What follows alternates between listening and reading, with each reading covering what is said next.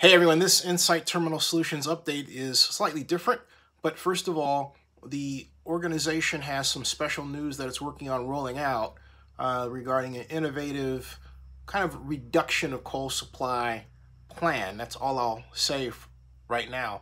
However, I will say this: anybody who refers to the Insight Terminal Solutions Oakland bulk and oversized terminal as a coal terminal does not know what they're talking about, and you are to do this.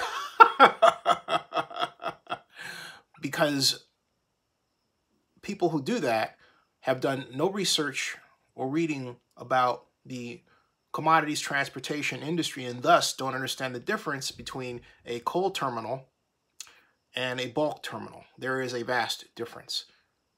The Oakland Bulk and Oversized Terminal, is precisely that, a bulk terminal. It is not a coal terminal. The primary difference: coal terminals have giant fields where coal is stored for many, many weeks, months at a time, sometimes longer than that. And they operate with covered rail cars. Bulk terminals, not the case. And in particular, the Oakland Bulk and Oversized Terminal is even, if there is such a word, more different. It operates with covered rail cars, which are in operation. Again, if somebody tells you otherwise, you are to do this. They have been in operation in the Midwest and the Eastern Seaboard for some time, but I digress. And the Oakland Bulk and Oversized Terminal is a just-in-time rail operation. Commodity arrives, it's mechanically removed from the covered car, and through a system of movement and transport in the main building, is put onto the cargo vessels for shipping onto the whatever port of call it's headed for.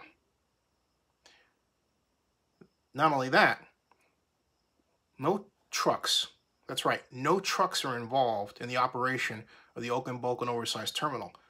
And the primary rail engine will be provided by the Oakland Global Rail Enterprise, and it is designed to be the first low-emission rail engine in operation in the Bay Area for this purpose. Very exciting development. So in total, we're talking about a project that dramatically reduces emissions normally associated with bulk terminals of carrying any commodity.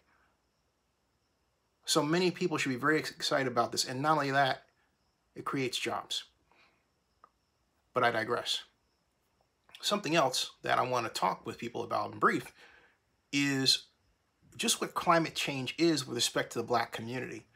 Now, I don't profess to be a spokesperson for the Black community. However, it is quite obvious who I am. It is also quite obvious that I'm a Black person in media and a YouTuber.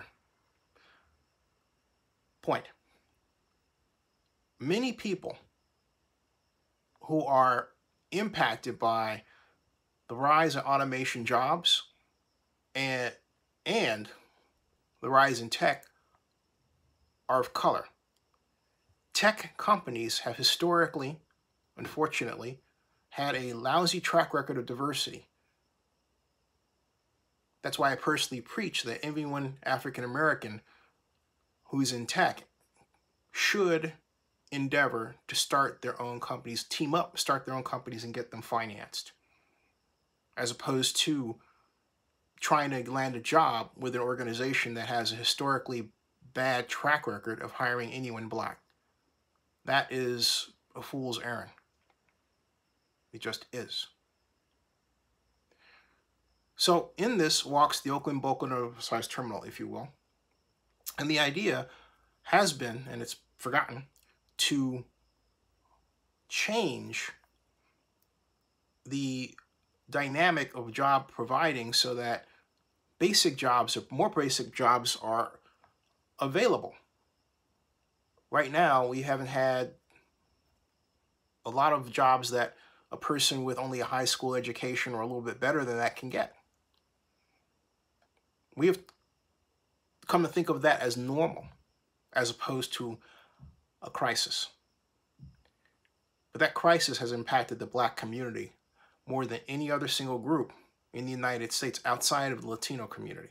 But even with the Latino community, that impact tends to vary by color, because the lighter a person is, the less they're impacted by racism. So this is all about a messaging battle, and that's really what it is, a messaging battle, to get people to understand that you can have basic industry and still build something, because you're focusing on basic industry, that's sensitive to modern concerns regarding emissions. But the fact of the matter is that climate change has been with us for quite some time. Some of you are only aware of it for two reasons. A, you're in your 20s or teens and just becoming aware of all of this. And B, we're undoubtedly presented with a study that had a scenario which posited a sort of an end of civilization look, if you will, regarding global warming and the factors of climate change.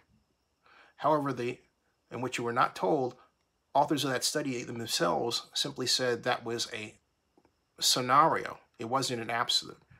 You've never been told that. And you're always presented with the idea that this was going to absolutely happen. Now, having said that, I'll say this. We have been faced with climate change. And to a point, we've seen severe alterations in our continents and our land masses and our sea beaches and other areas of the earth for the past 15 years in earnest. What I mean by that, where it was noticeable and seemingly more frequent. You might ask why. I was born in 1962. Between 1962 and today, we have added 4.4 billion people to the Earth's population. 4.4 billion people. What happens when you take a room like this one and you go from one person in it to 30? Well, it's going to get warmer. That, above all else, is what's happening. Now, I'm not suggesting something that would dramatically reduce the Earth's population within moments. No. But I am saying that we have to have a global plan to slow the rate of growth of population so that the rate of growth is negative. Right now, it's at 1.1% per year. So we're almost there. This can be done through improvements in accessibility to education in third world countries. This can be done through education awareness and better funding of education in those areas as well. This can be done through the application of technology. Now, I don't mean with respect to people, but I mean in terms of reducing emissions. It used to be that when we wanted an organization to reduce its emissions, like the automobile industry, we would impose a law saying they had to have something called a catalytic converter. But have you noticed today, we don't seem to be as conversant about what kinds of technology to use to get us to lower emission standards. Why is that? Why don't we start talking about technological applications to improve society like we used to? Why don't we go back to Star Trek as opposed to Star Wars? So all of this impacts the Insight Terminal Solutions Oakland bulk and oversized terminal, and I'll be back to talk about it more. Oh, and by the way, I've always been vocal about one fact. Zenny 62 Media is proud to have Insight Terminal Solutions as its client, and I've been very open about who my client is and the role that we have in terms of, quite simply, getting out the message. It's a message that I've agreed with for some time, And I've lived literally with the Oakland Bulk and Oversized Terminal as a project since 1991. Some of you may have been just born then. Subscribe to Zony62 on YouTube.